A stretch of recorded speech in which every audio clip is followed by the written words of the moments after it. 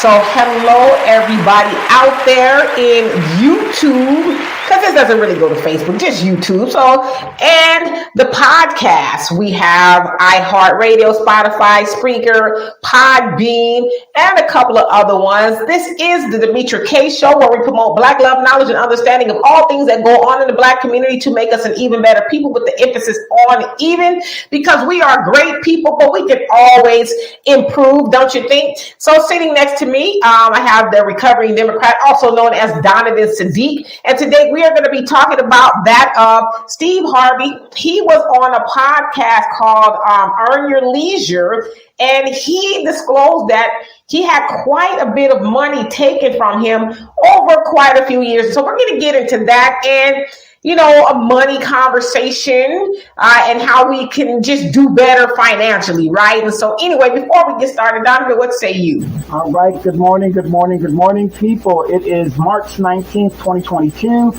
20th. Oh, huh?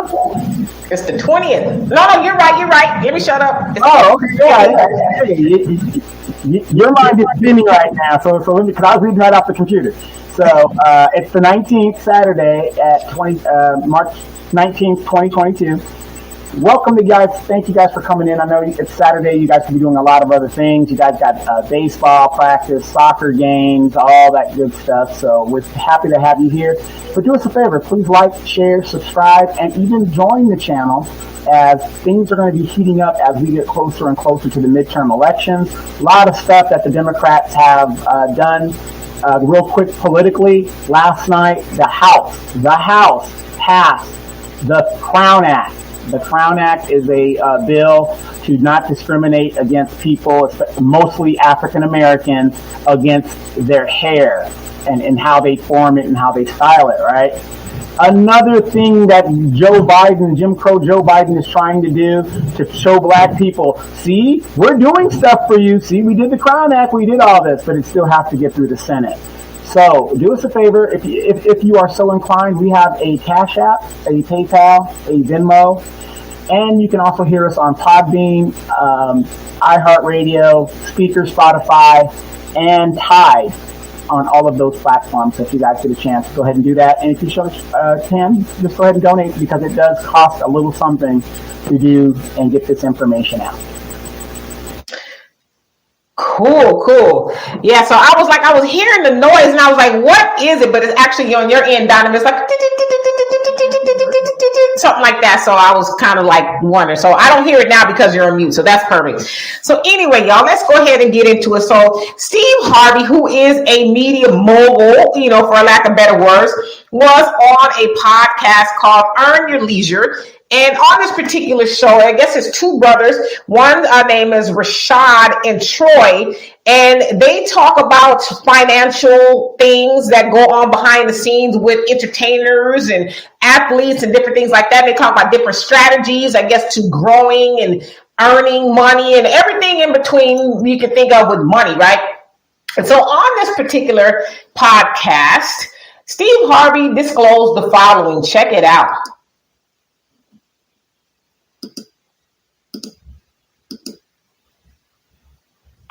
Oops.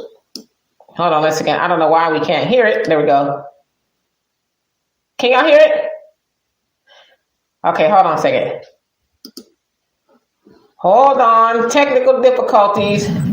Always happens. No big deal. I wonder why it's doing that. It was working before. Let's see. Hold on.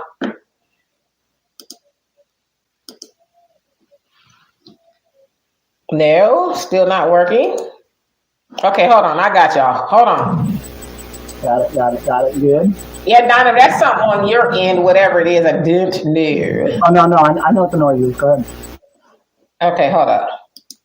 We have a quinceañera going down as well outside. So. Nah, it's like a going on in there, whatever it may be.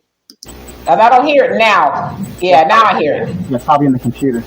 I just thought y'all should know. Okay, y'all. Let's get down to business. Sorry about this, but I got y'all. I have to do it the old school way. Here we go. My accountant died, and a girl that worked for him called my lawyer and said, we have a problem. She had found on the floor all my tax forms for 7 years, signed and with the checks stapled to them. So I'm thinking I was signed and I was stapled the checks. Well, they were cashing the checks, keeping the money, and not turning in the tax form. You didn't know who the check was being made out to. Oh, to the government. So how did they cash it? Well, they didn't cash it. They took the money out of the account that matched the exact. Because I wasn't watching it like that. I just 100,000, 600,000 deducted. Yeah. So I'm thinking it's the check.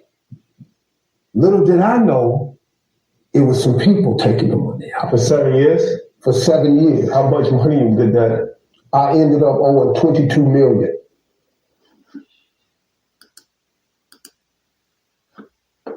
So as you heard him say there, he ended up owing $22 million over a 7-year time span due to somebody stealing from him, for a lack of a better word. So as I said, his accountant died and some girl was supposed to be managing the money, but instead of sending the checks to the bank that he had written to the IRS, the checks were there and so obviously they had access to his account. So they would go into his bank account and withdraw the money that was put onto the specific checks. So this happened over a 7-year time. So I guess in 7 years, he had not paid his taxes, but he thought that he did. So instead of them paying the IRS, they personally took the money for themselves. And then he ended up with a $22 million IRS debt, right? So for what I understand, Steve Harvey is worth over $200 million, which is, quite a bit of money.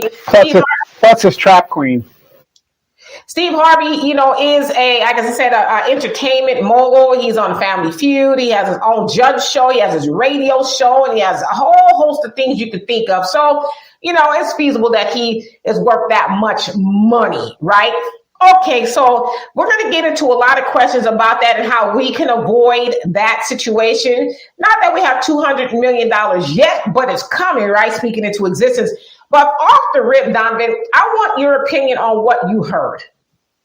Well, what I heard is basic ignorance. Now, when I was paying taxes, when I was in the working workforce, when I would go to my tax person, even though I was signing them this, when it came down to actually filing the tax and mailing it to the IRS, I had them give that back to me so that I know that it was done. I'm not saying that it didn't happen to Steve Harvey or anything like that, but this is what I'm saying.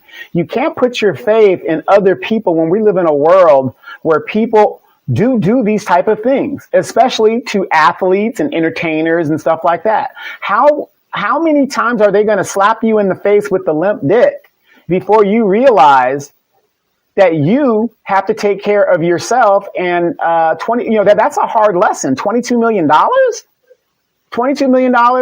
Okay, so if you're getting a tax preparer to do your taxes, let them do that. Let them prepare the taxes. But you, once it's all complete and they call you and they say, hey, everything's done. Okay, we're good to go. Take your ass down there, go get a package and mail it yourself and make sure that the check is in the mail like it's supposed to be. And then there's no way in hell I'm going to authorize anybody but myself to go into my account. Ain't no way. So absolutely. So, yeah, I think that's initially what people would think. That's what I thought, first of all.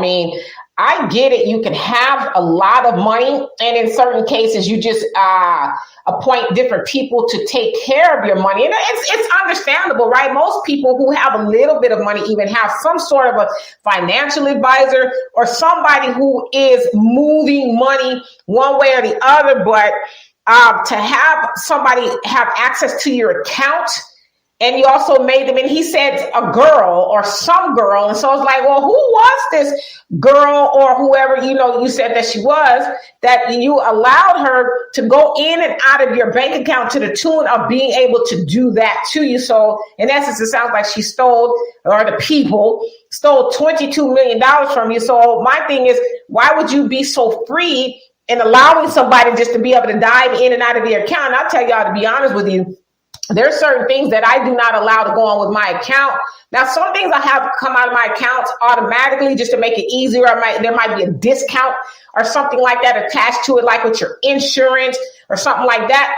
But that's usually about it, right? I don't allow everybody, whether I'm paying bills or this, that, and the other, to just freely come into my account and take money out of it, because a lot of times you'll find that it's hard sometimes to stop them from doing it. You got to do this written permission and that and talk to this person. And in the meantime, you got all these hands in your account. So I'm one of those people. I like to send the money out opposed to you coming into my account. Now, again, back to Steve Harvey, or anybody like him that has so much money. I remember one thing Oprah said that I really never forgot. She says, I don't care how much money I have, I'm never going to allow somebody just to freely write checks without me signing them. Nobody but me is signing my checks. And she says, I have a lot of money and I'm going to make sure that I keep it, because she says that she heard over time different people who got taken to the bank or money taken from their bank by people they trusted. And it turned out to the tunes of millions of dollars. So she said that wasn't going to be me. So I thought that was very good advice. But yeah, just like Steve, I mean, wow. Well, I can get 1, maybe 2 years, but 7? How? And that's what I'm saying. Why didn't he audit the people that are taking care of his stuff? I do that all the time. And then sometimes you change up your tax people, and, to be on the safe side, you get so comfortable with a person. And unfortunately, it's just like our family members, and God bless them. The main people that bring you down in most situations is your family members, and they don't mean to. And what I'm saying is, a good example is like this. Let's say you have some rental property and you got cousin Shaniqua, and her kids need a place to live. And you say, oh, this will be a good idea. It's family and stuff like that. But guess what? Shanika gets in there the first 3 months, she's paying rent. Then all of a sudden, it's half the rent. Then it's no rent. Then you got to get her out. And you know what I mean? But they, God bless them. They don't mean to do it, but they do it. And that, so if we know our family sometimes has a propensity to do these things, why wouldn't we think somebody who's not related to us, and definitely we pay for their services, wouldn't do it to us? Yeah, well, like for me, I believe in keeping it in the family as much as possible. And so luckily I have a pretty smart family. And so there's things that I have my family members do in regards to some of my finances and things like that, because I trust them. But I get what you're saying about, some people hiring different people who may not have the experience or the right, I guess, the fiduciary responsibility, which means that they're supposed to take care of the people that they're working for. Maybe they don't have their best interest at heart, but I believe in keeping it in the family. But even if you're keeping it in the family, you want to do some checks and balances. I don't think you should be so ignorant to what's going on behind the scenes, especially in regards to your money, right? I get it. Some people have so much money and so many assets. They're like, I got somebody and they're taking care of it. I'm good. I'm just going to be doing this, that, and the other. But it's like, how many times do we have to keep hearing stories of people say, I just didn't know. I didn't know that all these years they were taking all this money and I was in debt to the IRS. Because one thing the IRS will say, well, yeah, you had a tax person that was supposed to be doing it, but ultimately the responsibility is on you because your name is on the taxes. You made the money and it is up to you to pay them. And so he's lucky, I would think, that in 7 years, he didn't go to jail. Now, this is the other part too, because you would think, all right, 7 years, how could he not know? Well, it sounds like whoever was over his money, whoever it was shielding him from that, right? So they would have to have had the capacity to receive the letters and stuff from the IRS for him not to know. So when he says that, a lot of people are like, nah, that's BS. How could you not know? But it's very possible for him not to know if he is totally removed from the dynamics of his money and everything connected to it, which is never a good idea. You should always be asking questions. Okay, did the taxes get paid? Okay, let me see the receipt. Let me see the correspondences. Let me see where they accepted my taxes. Let me see where the checks were. All of that, right? Like, don't be so checked out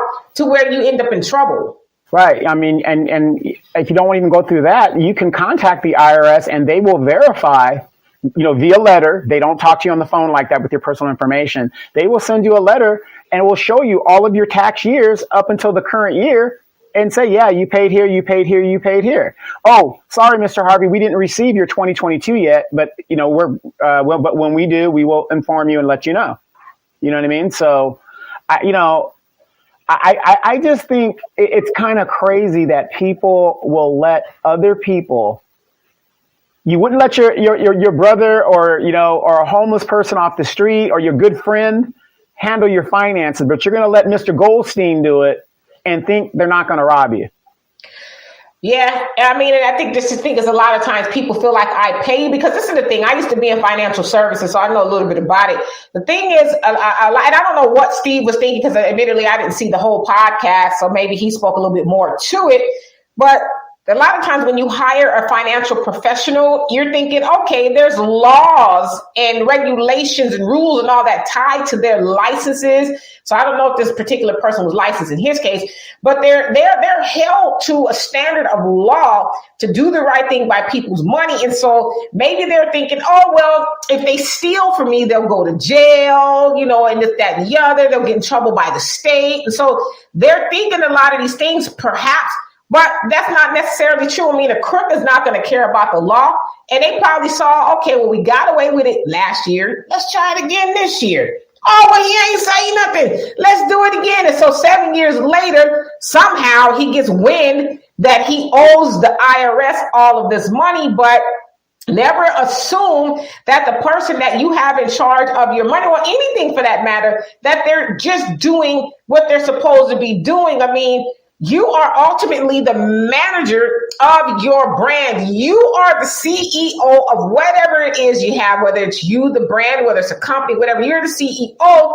And so CEOs, CFOs, chief financial officer, whatever, they get everybody together and say, okay, I am the business. You're managing this, you're managing that. Open your books, and I want your receipts. I want to see how you're doing. I want to make sure that you're doing your job. But it just makes me wonder, too, who was this woman that was he gave so much liberty to manage his money for that long and never even said, hey, so how's it going? Giving him the benefit of the doubt, okay, like Donald Trump right now, he's using that excuse himself. When it comes to his tax problems. Oh, I didn't know, or whatever. You're inflating the assets. You're down. But what is the government telling him? Ultimately, he's responsible. He might not have said, oh, inflate the assets or deflate the assets, whatever. But it's his company. His name is on the stuff. See, but because he's white, he might get away with it. White privilege and all that other good stuff. But that's a different story. Okay, so in the likes of Oprah, if you make that much money, why not audit the auditor? You know what I mean? I would have put, okay, here's my tax preparer, but I'm going to hire another person, which would be cheaper than losing $22 million, to watch that person. Well, and ultimately have knowledge of your own purse and your finances and your bank account. And let's break it down to a human. I won't say human, we're all human, but an average level, if you will. Now, when I say average, I mean people who are making not as much as that, right? There's a lot of people who have no idea what their bank account is doing. They have no idea about their cash flow in regards to their budget or any of that kind of stuff, right? And so they just spend. And then when it comes down to brass tacks, like, okay, I need to pay the rent or pay my car note, it's like, oh, I don't have it. Well, you didn't know you were spending so much money? No, I had no idea. I just thought it was there. It's like, well, when is the last time you looked at your bank account? I don't know. I just assumed it was there, right? And believe it or not, for a lot of people, it is scary to look at their bank account because, if you have the money or you don't have the money, let's say, it can give you a little anxiety that you have this much bills, but you have that much money. And so looking into your bank account is like, oh my God, what am I going to do? I'll close my eyes and it'll go away. Yeah. And so some people just don't look at it, but you have to know what you are working with. And a lot of times, and I'm going to tell you guys this is where I'm going to be transparent here. So I don't have a lot of services and things that I pay for as far as like streaming services and things like that. But I wanted to read an audiobook for free. This was almost 2 years ago. I wanted to read an audiobook for free. And I thought that I just did the 7-day or 30-day trial or whatever it is. So I did a fine tooth combing of my bank account one day. And do you know it was $15 coming out of my account from that audiobook for 2 years? I think it was actually a little bit more than that. Anyway, I had to call Amazon and say, oops, I made a mistake. And they gave me my money back. But it just really reiterated to me that I needed to be more diligent about what goes in and out of my account. So imagine if you have millions of dollars and you have somebody managing your account and they're taking, a 10,000 here and 10,000 there. You might not notice it because it's not that much money in the larger scheme of things, but bringing it back down to an average level, I mean, the same thing is true for us. Like my example with the $15, it wasn't a big deal here and there, but when I added it all up, I was like, well, damn, that's a car note, But we should all be aware of what we have in our account and who's doing what in our account and what we're spending, right? Like it's just to be simple knowledge, I would think. Well, even though we joke about this all the time, when I talk about Deanna shouldn't be charging this on the card, charging on that, I'm letting you guys, letting them know that I watch what's going on. I'm watching where that money's going, what she's spending it on, and stuff like that. And but that's called due diligence of money. You shouldn't be guilty to audit your own money. I hate, and again, I go back to family members. That's what they do. Because one thing we can't do, you can't divorce who you're related to. You can't. I'm just kidding. You can do it legally, but you're still related. You know what I mean by that. So, but that's the thing about family is, and you see families what is one of the main things that break families up? Fighting over money. A big piece of chicken. Right, yeah. Daddy, the big piece of chicken is missing out of the refrigerator when mama told you not to take it, whatever. But it's always the money. And, you're trying to help out and you're trying to uplift. Now, like you, Demetra, you have a close-knit type family where you guys can trust each other. I also have a close-knit type situation with my family. So me, my mom, and my brother, which is my inner family, we all bank at the same institution. And it makes it easier. So if my brother needed money, I can transfer it. My mom needs money, I can transfer it. Or we need money from her. You know what I mean? And we're all kind of intertwined, right?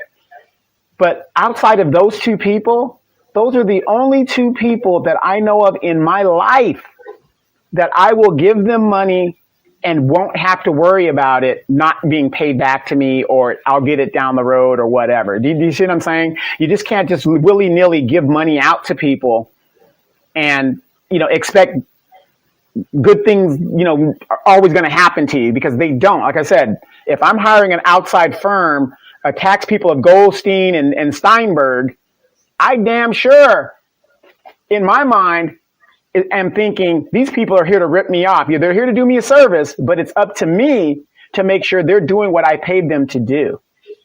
Well, you want to, as Ronald Reagan said, trust but verify. Yeah, I trust you because I'm paying you the money to do the service for me, but I'm also going to verify that you are doing what I asked you to do. I mean, I often go get my wife, and when I was in California, I would take it to a car wash and have them washing and stuff, but they have a different system out here in Texas. But when I would sit and watch people get their cars washed, what do you think people would do? When they hold up the thing and say your car is ready, people will go, they'll walk around and make sure there's no spots on the windows and that everything, the tires are done. So it's like people will do that for their car at the car wash, but you won't do that for somebody who is managing your money, right? And the same thing is true for the doctor. A lot of times we go to the doctor and they tell us something, oh, this is wrong with you. Y'all know how many times I've had a doctor try to tell me something was wrong with me. And they want to put you on the pills. Yeah, or just to, really to give me medication and stuff. And I'm like, okay, I was taught by my mama and my daddy, okay, I hear what you're saying, but I want to back that up with something. So like one time I had a doctor try to tell me that I was pre-diabetic. Now, mind you, I'm at my tip-top shape. I'm exercising sometimes 3 times a day. I'm very strict vegan and all of this other stuff. Right now, just so happens I knew what the diabetic numbers were. And so she said that I think it was, 6 point something. I don't know, whatever the number is at the time. And I said, well, that's not pre-diabetic. And she goes, well, we just kind of label it pre-diabetic just to let you know. I said, nah, you don't take that up out of my chart. Because for one, if I go apply for more life insurance, that is going to come up and they're going to label me and rate me as a pre-diabetic. And I said, so you need to take that out of my account. And I told her I'm a vegan, blah, blah, blah, blah, blah. And so she says, you know what? You're right. You're right. And they took it out of my chart. But imagine if I prey to the appeal to authority, which means that she's a doctor, and because she's the doctor, she must know what she's talking about. So imagine if I allowed her to label me a pre-diabetic, I would, have a whole host of issues when I'm being rated for insurances and all of that. And then let's say I would, on the other end, took the medicine that she might have tried to prescribe me. I'd be taking something I didn't need, right? And I've never had that issue when my numbers are ran for my, my medical charts. I've never had that issue again. And so it made me realize, okay, for one, I'm not saying all doctors are about the hustle, but a lot of them are. Let's put this ignorant Negro on some medicine so we can, get more money from the pharmaceutical companies, not really caring about my situation. But I say all that to say it's up to you to care about your situation by getting the right knowledge and information. That way you can have those conversations with your doctors and your finance managers and all of that. So they'll say, okay, I'm not dealing with a dummy here. Yeah, and my mom always told me that, when you go to the doctor, you ask questions and you research for yourself, because sometimes they'll prescribe something to you when there could be something cheaper or more organic that you can get. Like, being a military member, the VA always gets the organic drugs, because it's cheaper, but it does the same exact thing. But if you're and I know it's in my private doctor, they always want to prescribe me the most expensive. I mean, like generic. Yeah. Mm-hmm. So, always do that. But let me play advocate with Steve Harvey. Now, we know Steve Harvey's past. This man's been married 3 times. He calls himself a social guru and a relationships expert and all this other stuff, which I think is totally ridiculous. He's married to a trap queen. Now, I'm just going to say this from my understanding of Steve Harvey. $22 million is missing. This man worked very hard to get where he's at. I'm not going to take that away from him. But is that $22 million missing because he laundered it with his trap queen woman money? You got to think about that stuff, because his current wife was married to big drug dealers down in, I think, Tennessee. And, you got to launder this money. Or was it, I just can't fathom a man of that so-called smarts is just going to lose $22 million and talk about, oh, there was this girl that just, told me. I find it hard to believe. I'll give him the benefit of the doubt, but I just find that hard to believe. I think he's a little smarter than the average bear. Well, and I'm one of those people, it's not what you know or what you think, it's what you can prove. And so I kind of would be careful of going and saying maybe his trap queen, and them laundered the money, because we have no inside knowledge of that. Or if Marjorie, I've heard those things. I don't know how true any of that stuff is, but we don't know, if she's dealing in drugs or laundering the money. It sounds. Again, like I said, I'm just saying, I'm using that as an example in regards to, as smart as this man is and where he came from to be where he's at, I find it very, very hard to believe $22 million would just disappear. And over 7 years, though. Yeah, it's still 20. Come on now. I get. We got some black folks that work so hard. Steve Harvey, from my understanding of his history, he is so tight with his money, you could put a lump of coal in his ass and it comes out a dime. See, the other thing, too, is Steve Harvey has gone bankrupt like 2 other times. So maybe, having that much money does come a lot of responsibility and a learning process. But I'm just saying, for me personally, I don't want to go out and say that perhaps, some nefarious activities going on with it. Because my thing is this too, Steve Harvey is worth, depending on what source you believe, is worth $200 to $280 million. And so for them to go off and launder $22 million and whatever they're doing it with drugs or whatever, I just think that kind of is it doesn't really jive in a larger scheme of things. It doesn't make a lot of sense. And so I say that to say, I think we should be careful when we're throwing that kind of stuff out there. And I think also think too, Donovan, is when we say, oh, well, maybe something crazy happened with like the laundering, it really does take away from, there are people out there who have had people steal money from them that they trusted and they didn't know. So I guess the larger message here is people should be aware of who's doing what with not just your money, but with your health, with your car, your everything, right? You are the manager of you and everything attached to you. Now, are they doing something nefarious? I don't know. Haven't heard that they are. But from the message that came out of his mouth, that somebody he trusted to pay his taxes did not for a span of 7 years, I think that's probably where the conversation should be. Right, exactly. And like I said, I'm going by the history of what I know and that relationship with that woman and all this other stuff. Like I said, I'm not saying it's true. I never said that it's true. I'm just saying speculating and knowing how some of the criminal underworld moves and how some rich people move. Look at Donald Trump and how he's moving.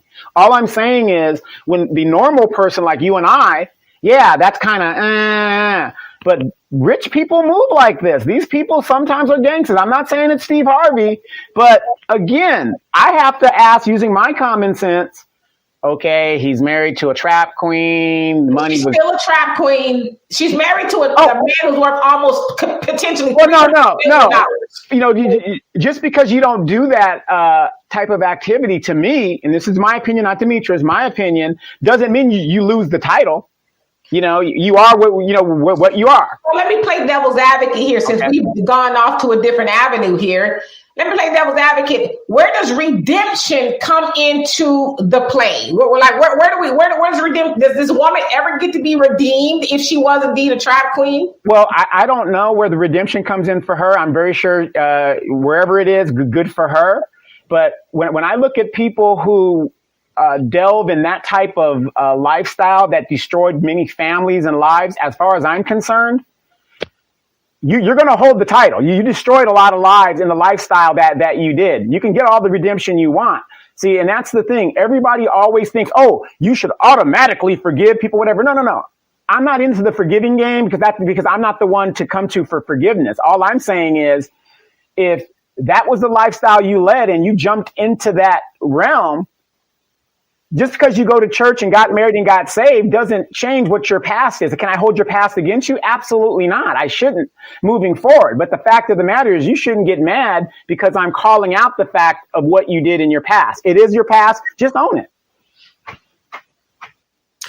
So I want you to think about the very worst. You ain't got to tell us what it is. The very worst thing you've ever done in your life, whatever that may be. Now imagine every time somebody brings up Donovan, they say, "Oh, that Donovan that did that." Oh man! So would you feel like you were worthy of redemption at that point? Should people keep bringing that up? Well, the thing is, because I know myself, and if that's the lifestyle that I led in the past, okay, I'll give you a better example. Like everybody knew me as this super duper military guy. I was down for the cause, right? Right? And you know that I'm super military. It's on my wall. Everybody's like, oh man, that guy was just hardcore. Go get it, right? Now look at where I'm at today. Do I run from my past? Absolutely not.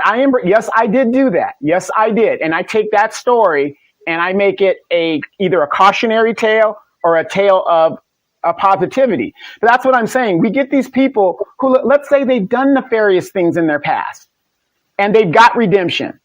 And they know they have redemption. But like I said, we don't know their personal life. A lot of people don't know they have redemption. But let's say they know it. They got redemption. Don't run from your past. Use that as a story to help other people maybe not go down that path. Has she ever said she was a trap queen? No, but her ex-husband and her husband's cousin, who she has 2 children for, have put her in that aspect. And where are these gentlemen? I think one of them is still in prison and the other's out now. So these are 2 prisoners who said that she was a trap queen. Yeah, one she was married to and their cousins. Okay, so this is where I kind of want to go with this too. I don't know a whole lot about Marjorie, if that's how you say it. I don't know a whole lot about her at all. I've heard maybe she's a trap queen or whatever that is. I don't know.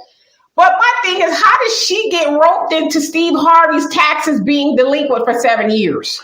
No, what I'm saying is, like I was saying previously, look at how rich people that have that kind of money roll. It is not unusual and it is feasible that money is being laundered. I'm not saying it is. I'm just saying, look at how they roll. Look at how Donald Trump did his taxes and his properties. If you and I had even did a smidgen in that, we would be in the federal prison right now. But we don't know that Steve Harvey and Marjorie did either. No, we don't. What I'm saying is, I see a correlation difference in how rich people move. That's why you have money in politics. They've legalized bribery to politicians. This is how they move. The criminality in it, this is how they move. I'm not saying that's what he's doing. All I'm saying is, using my common logic and aspect, $22 million. Over 7 years.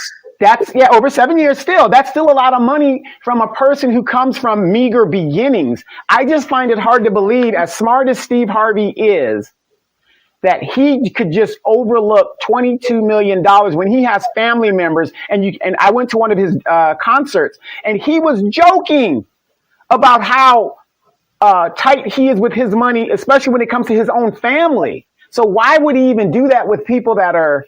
Just because you tight with your money doesn't always mean that you know how to manage your money. I mean, the man went bankrupt twice. So no, I agree. And Trump went bankrupt how many times? Yeah. So I mean, to me, I don't know. It's just and again, it was over a 7-year time span, and I say that, and I talked about my situation with Amazon. So in my bank account, $15 a month, I probably wouldn't notice that unless I go do an analysis, of my bank account, which it did. And so I'm saying that to say, and he said that the money was missing out of his account because he thought that because the people took the exact amount of the money that was written every year, he thought that's where the money went. This is what he's saying, okay? So I can see where a person with as much money as he has would probably think, okay, well, it sounds plausible. I wrote the check, even though the check was never cash. It was sitting there. They took that money out. So he might not have noticed that over a 7 year. You can't tell that man what he might have noticed out of his bank account. We have heard this story time and time and time again of very wealthy people, athletes, and a whole bunch of people. I mean, hell, the most infamous episode of that is 30 for 30 broke on, I think it's ESPN. Yeah, within 5 years. Yeah. Talk about all the money that was laundered from them, from family and, financial advisors and a whole bunch of people. So the point that I'm making, the point that I'm making is you can have so much money and not really be connected to where it is going and all of that, and have that money be missing and you not notice it because that money over a small or a large period of time is not hurting you. Say, for example, if I make $2,000 a month and $1,500 come up missing, I'm going to notice it, right? Because it's more than likely money I need to live on. But if I'm making, $150,000 a month and $1,000 come up missing, unless I'm very diligent about my bank account, I'm probably not going to notice right away. So I think we got to look at the totality of how much money he has to how much money was coming out of his account in 7 years. Right. No, I agree with you when it comes to certain things. There are certain things I do not screw with no matter what. And that's one of them is the IRS. So when I verify a check that I write to the IRS, I can go online. It tells me a lot of them show you the check exactly as it's cash. But if your bank doesn't do that, you still have a ledger. I'm going to look for that. Okay. Maybe this is my bank. I don't know. But my understanding is in my bank, they'll put the check, the amount of the money is, and I see the money, let's say $300. Okay, there's $300 there. But also it'll say check. And then it doesn't show me what the check number is. I will go and verify and say, wait, check 1275. Okay, 1270. Oh, that's the IRS check. Because that's the one check anybody else can steal from me. The one group of people I do not want to screw with is the IRS. And everybody knows that because even in death, the IRS gets you. Even in death. True, but again, and I'm not arguing. No, I'll give him the benefit of the doubt. I'll give it to him. And I'm not arguing on behalf of Steve Harvey. I just like to think of things logically and to cover all the bases for as much as I can. And it's very plausible that whoever's managing his money, maybe he just goes and looks and says, okay, that the balance that I have in there sounds about right to me, right? They say he makes about $45 million a year. I don't know what his expenses are. I'm sure there's a lot. But maybe he just looks at the bottom line. Maybe he doesn't fine tooth comb his account because that's what most people hire an accountant for. Okay, so to look for the loopholes and all that other stuff. So they find that's what you have an accountant, a bookkeeping, and all that to make sure that your checks and balances and everything's lined up and stuff. Maybe he doesn't do that, or maybe he does now, but maybe he didn't because he figured I'm paying somebody X amount of dollars to do that. I make the money, I deposit the money, and they manage the money, right? And it's not an unfair assumption that somebody you pay to manage your money will do that. Unfortunately, there's a lot of bad apples out there who are looking to get over. They study you and say, okay, well, he knows, roundabout how much money he has in, but over time, would he know if I'm ciphering some off from here or there, which a lot of people with that kind of money wouldn't unless they are honed into their account. So, my thing is lesson learned when it comes to money owned by to the government. Because one thing, what's one of the entities that you worry about, Demetra? Your student loan debt. That's why everybody's on pins and needles if Joe Biden is going to get rid of the student loan debt. Because you owe that money, it's accruing interest, whatever. So you're going to pay attention to that. At least you should. Taxes. They're going to get you taxes in life. They're going to get you in taxes in death. Taxes. And again, I don't know, maybe it's the way I was raised and stuff like that. My mom always told me, even if you do hire somebody, you audit the people that are taking care of your money. So the lesson that we're getting out of this is even if you make extremes amount of money, the basic census is the same. At the end of the day, you're the one that's going to go to jail, regardless if they screw up or not, Well, so, when I was a personal banker, I would sit down with a lot of people. And some of the people I would sit down with would be people like your senior citizens, okay? Now, senior citizens, usually when they get up in age, they'll have somebody to help them with their checking, writing checks, and paying bills and stuff like that. And I would sit down with a lot of senior citizens who had family or whoever was supposed to help them, and they've completely stolen from them. And they didn't know, right? Because at that point, they're not in charge of paying the bills, things like that. And then they will get some sort of an alert, or somehow they will find out that they've been robbed blind. And I had a gentleman come in. He was like 89 years old at the time in a wheelchair and everything. And his brother came in and, said that his niece was his caretaker and she was supposed to be taking care of him. If they found out that she had stolen quite a bit of money from him over time, into the hundreds of thousands of dollars, where he basically had no money left. And so I sat down with them and went over his account, through his account. And I said, yeah, she wrote checks because she was stealing the money by writing checks. So she stole money here and she stole money there and it came out this. And so he would not have known that because he trusted his niece to do the right thing. She did not do that. Member. And so the point that I'm making is, a lot of times people just trust that people are going to do the right things and, and they don't find out until they are hit with an insufficient fund notice and things like that. And I would tell people from my point of view is that there's nothing that can be done because, you could prosecute her on the other end, but the bank can't do anything because you gave her the responsibility of looking after your money. And so I would always just caution people, for one, make sure somebody you trust and have somebody else put a second set of eyes to your money, right? Never just allow somebody to be free and loose with your card. Just, unless it's like, your husband or your wife. But then again, you hear people complain about that. Oh, my husband or my wife, I told her to go to the store and she went and bought some other stuff and, not really taking account of what's in the money. So if it's your money, it's your responsibility ultimately to make sure that it is allocated the right way. Yeah. Or, here's a tip for a lot of people, and it works for me.